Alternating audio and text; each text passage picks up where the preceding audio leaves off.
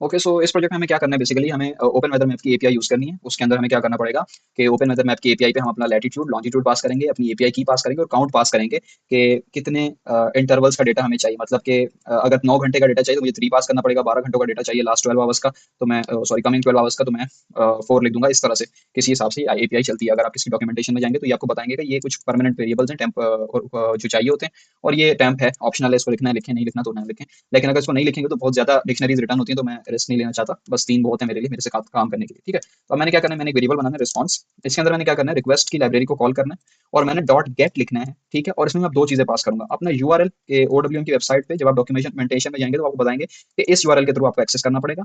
उसके बाद जो वो दूसरी चीज आपको बताएंगे वो है पैरामीटर्स, आपके पैरामीटर्स क्या होंगे, ठीक है। तो पैरामीटर्स की मैंने डिक्शनरी बनाई हुई है जिसमें मेरी एपीआई की भी आ चुकी है। अब यहाँ पे आपको नहीं दिख रही होगी पर मेरी Q1 वाली फाइल में एपीआई की है, तो मैंने उसको Q1 के थ्रू इंपोर्ट करके यहाँ पे रख दिया सिक्योरिटी पर्पसेस के लिए।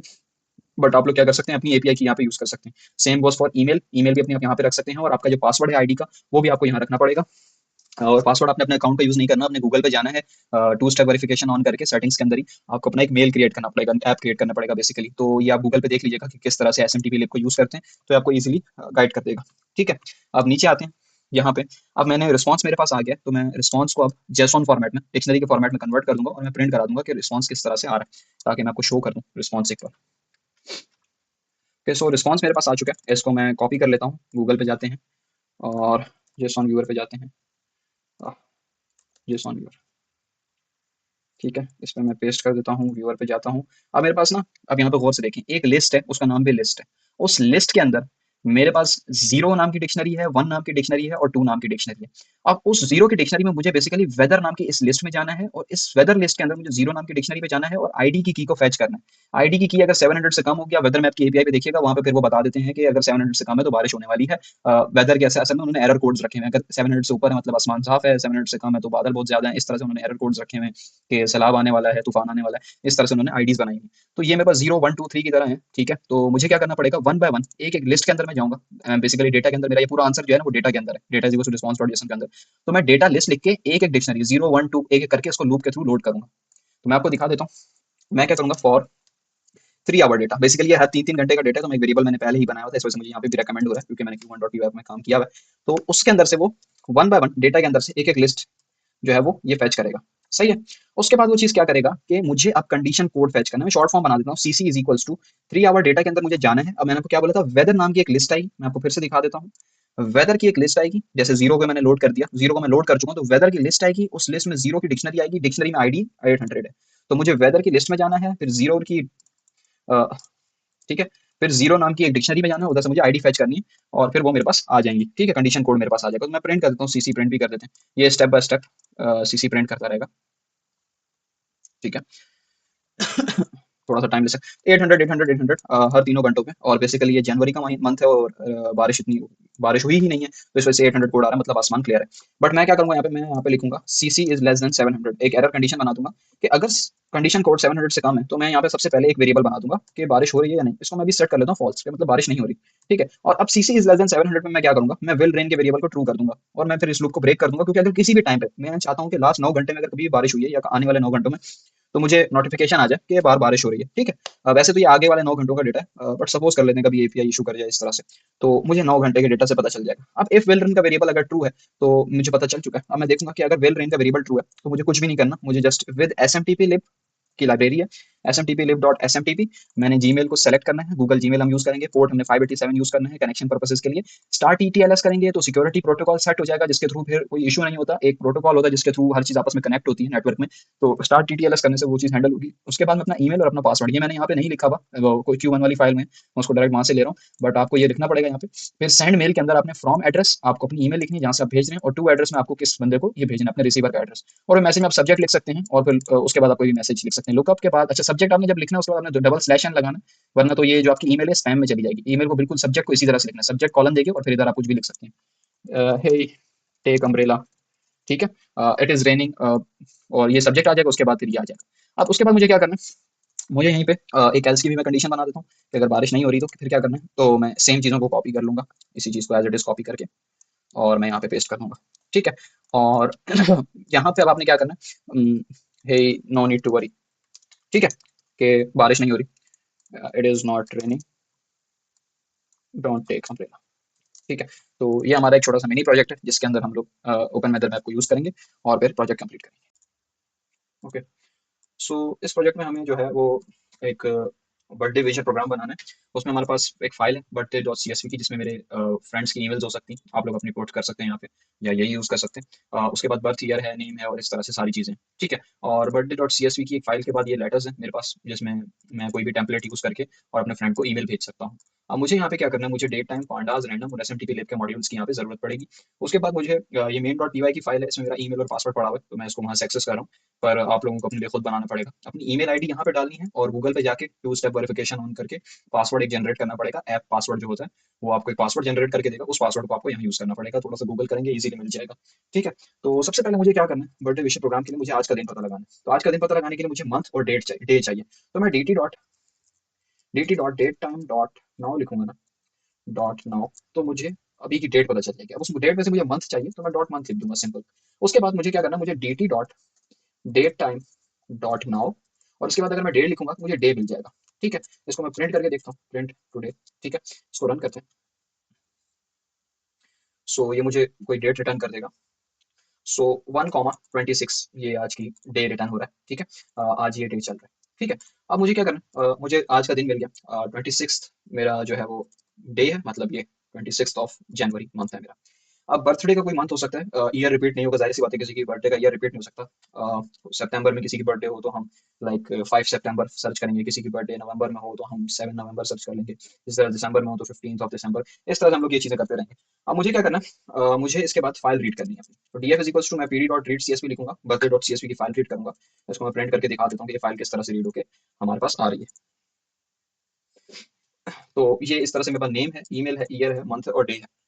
तो मुझे इसमें से किसी भी चीज़ की जरूरत नहीं है, मुझे मंथ और डे चाहिए यूजर का सबसे पहले। तो मैं क्या करूंगा, एक नई डिक्शनरी क्रिएट करूंगा। ठीक है, इसी डेटा फ्रेम से उसका मैं नाम रख देता हूँ new dict is equals to. ठीक है, और इस डिक्शनरी में मैं क्या करूंगा, पहले मैं डबल करली ब्रेसेस लगा लूंगा, सॉरी सिंगल।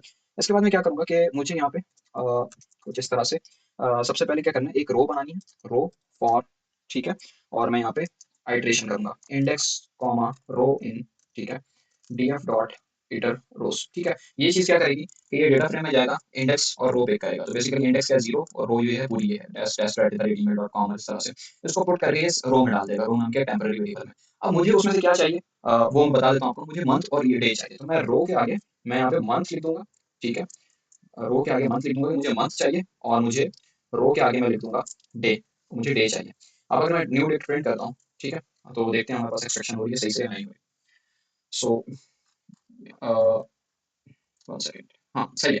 यहाँ पे मेरे पास जो है वो मंथ और वो दोनों चीजें एक्सट्रैक्ट होके इंडेक्स के तौर पे काम कर रही हैं। ठीक है, मुझे जो चीज इंडेक्स बनानी थी वो बन रही है। मतलब इस तरह बेसिकली हो क्या रहा है, जैसे कोई बंदा यहाँ पे देख लेते हैं 15th of 7th, सही है, जुलाई में और जुलाई में जो अगस्त में पैदा हुआ है, सॉरी जुलाई में, तो 15 ऑफ जुलाई को बंदा पैदा हुआ, तो वो रो की जो की है ना, की का नेम है वो 15,7 बन जाएगा। और उसके बाद उसकी सारी चीजें आ जाएंगी, उसका नेम क्या है, जॉन डो है, उसका ईमेल जॉन डो, फिर ईयर मंथ डे, वो बिल्कुल सेम, सारा डेटा सेम है, बस हमने इंडेक्स को 0 1 2 3 से रिप्लेस करके एक टपल बना दिए, जिसमें उसका पहले उसका बर्थ का मंथ आ रहा है और फिर उसका बर्थ का डे आ रहा है, एग्जैक्ट इसी तरह से जिस तरह से हमने यहाँ पे बनाया था, क्योंकि हम इस टपल को इससे कंपेयर करेंगे और अगर दोनों सेम हो गया तो फिर हम चलेंगे। अब यहाँ पे देखें तो आज की डेट क्या है, 1,26 है।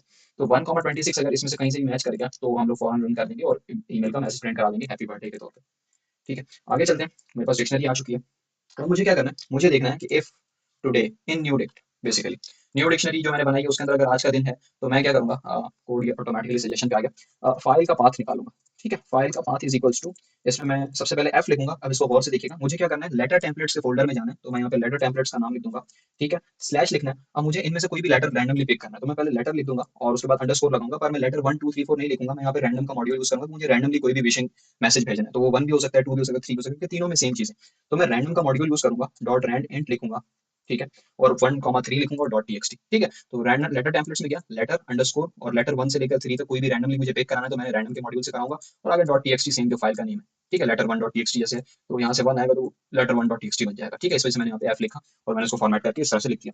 अब मुझे क्या करना है, यहाँ पे मुझे फाइल का पाथ मिल चुका है, तो अब मुझे आगे जाना है और फाइल ओपन करनी है। ठीक है, तो मैं विद ओपन लिखूंगा और मैं फाइल का पाथ डालूंगा उसमें। ठीक है, और एज एफ ओपन कर लूंगा। अब मैं लेटर को रीड कर लूंगा, letter is equals to F dot read लिख देते हैं। ठीक है, तो ये लेटर को रीड करेगा और हम प्रिंट लेटर लिख देते हैं कि लेटर का आंसर क्या है। ठीक है, तो लेट्स सी, 1,26। हाँ अच्छा, आज की डेट दरअसल मैच नहीं हो रही, तो मुझे यहाँ पे किसी बंदे की बट डेट चेंज करनी पड़ेगी। 1 लिख देते हैं और इसको 26 लिख देते हैं, सही। अब इसे रन करते हैं। Let's see, one second. हाँ, सही।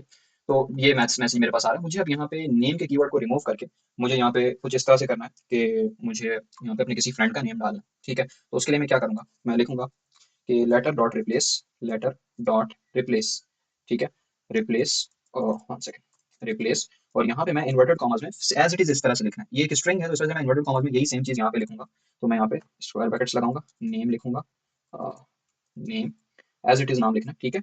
अब इसकी जगह पे क्या चीज आनी चाहिए, मुझे वो चीज देखनी है। तो न्यू डिक्ट में मैं जाऊंगा और न्यू डिक्ट के अंदर मैं टुडे की पे जाऊंगा, जो आज का दिन है, क्योंकि अगर आज का दिन उस टपल से बेसिकली मैं इसकी रिप्रेजेंटेशन बना देता हूँ कि सपोज कर लें आज का दिन 1,26 है, ठीक है। और न्यू डिक्ट में भी जिस बंदे का इस तरह से डेट हुआ तो वो इंडेक्स के तौर पे काम कर रहा थी, मैंने पहले ये लॉजिक समझा दिया। तो मैं न्यू डिक्ट में जाऊंगा और इस इंडेक्स पे मैं नेम फैच करूंगा, इस इंडेक्स पे जाके उस बंदे का नेम फैच करूंगा। मतलब इस इंडेक्स में मैं जाऊंगा और डेटा फ्रेम में मल्टीपल कॉलम्स होंगे, उन कॉलम्स में से एक कॉलम में फैच कर दूंगा, मतलब एक की वैल्यू में फैच कर दूंगा, नेम फैच करूंगा और उसको नेम से रिप्लेस कर दूंगा। अब अगर मैं लेटर प्रिंट कराऊं, print letter, so let's see. Okay, so एक सेकंड, यहाँ पे ये रिप्लेस नहीं हो रहा, हमें तो देखना पड़ेगा बस डॉट सी एस वी में।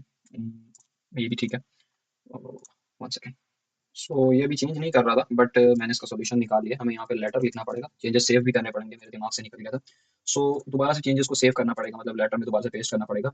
और जब हम इसको करेंगे तो डियर टेस्ट, ठीक है, तो लेटर वन डॉट बर्थडेज में आते हैं तो पहले पहले यूजर की मैंने बर्थ डेट चेंज की थी, इस वजह से उसका नेम आ रहा है। आगे चलते हैं, मुझे अब पता चल गया किसकी बर्थडे है, लेटर मेरे पास आ चुका है। अब मुझे ये चीज़ जो है वो सेंड करनी है ईमेल के थ्रू। तो उसमें मैं क्या करूंगा यहाँ पे कि मैं एस एम टी पी लिब का मॉड्यूल यूज करूंगा। अब बड़े गौर से देखिएगा, मैं लिखूंगा with S M T P lib dot S M T P, ठीक है।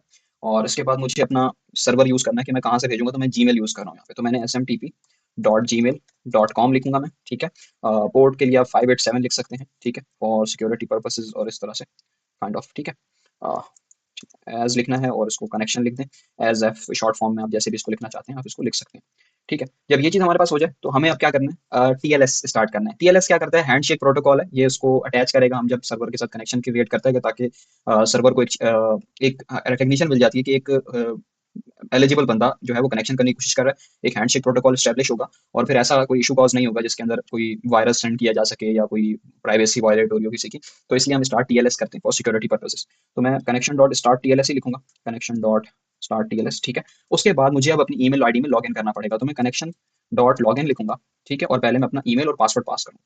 अब मुझे क्या करना है, मुझे ईमेल सेंड करनी है, तो मैं कनेक्शन डॉट सेंड मेल, ठीक है, डॉट सेंड मेल, ठीक है। और ये लिखने के बाद मैं राउंड ब्रैकेट्स लगाऊंगा। और अब मुझे सबसे पहले यूजर नेम लिखना है। जब भी हम जीमेल लिखते हैं तो क्या होता है, हम पहले एड्रेस बताते हैं कि किस बंदे ने ईमेल भेजनी है। तो फ्रॉम एड्रेस में मेरी ईमेल आ जाएगी, और किसको भेजनी है तो टू एड्रेस में मैं क्या करूंगा, टू एड्रेस का कीवर्ड यूज करूंगा। न्यू डिक्ट में जैसे मैं पहले गया था और मैंने टुडे में जाके नेम फेच किया था, इसी तरह मैं दोबारा से न्यू डिक्ट में जाऊंगा, बट इस बार मैं ईमेल फेच करूंगा। तो न्यू डिक्ट में मैं गया, टुडे में गया और ईमेल मैंने फेच कर ली। और उसके बाद मैंने क्या करना है, मैंने मैसेज भेजना है। तो मैसेज के लिए बड़ी गौर से देखिएगा, मैंने एफ लिखना है और यहाँ पे सबसे पहले ना मुझे सब्जेक्ट लिखना पड़ेगा, वरना तो ईमेल जो है वो एज अ स्पैम चली जाती है। तो सब्जेक्ट लिखना बहुत जरूरी है। हैप्पी बर्थडे लिख देते हैं, ठीक है। और उसके बाद मुझे डबल स्लैश एन देना पड़ेगा, क्योंकि जब भी सब्जेक्ट देते हैं उसके बाद गैप्स आते हैं। उसके बाद मैं नॉर्मली इन्वर्टेड कर्ली ब्रेसेस में लेटर पास कर दूंगा, ठीक है। तो मैं अपना लेटर पास कर दूंगा और मैं जब इस कोड को रन करूंगा तो हमारे पास जो है वो एक सक्सेस की कॉल आ जाएगी कि कोड जो है वो सक्सेसफुली रन हो चुका है, ठीक है। इसको रन करके देखते हैं।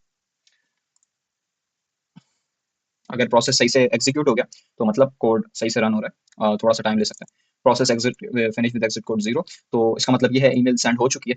मैं अभी इस दिखाना अब सही नहीं लगेगा, मतलब मैं शो नहीं कर सकता तो due to some privacy reason, but email share हो चुकी है। ईमेल यहाँ पे मुझे शो भी हो रहा है, मेरे मोबाइल पे एसएमएस आके कि ईमेल सेंड की गई है test@gmail.com पे, ठीक है। तो आप चाहें तो यहाँ पे लेजिट ईमेल्स लिख लें और इस प्रोग्राम को कंप्लीट कर लें, वेरी इजी टू यूज है। नेक्स्ट प्रोजेक्ट में हम लोग एपीआई के थ्रू ईमेल सेंड करने की कोशिश करेंगे, एक एपीआई कॉल करेंगे और उसकी रियल टाइम पोजीशंस देखते रहेंगे, ठीक है। Thank you.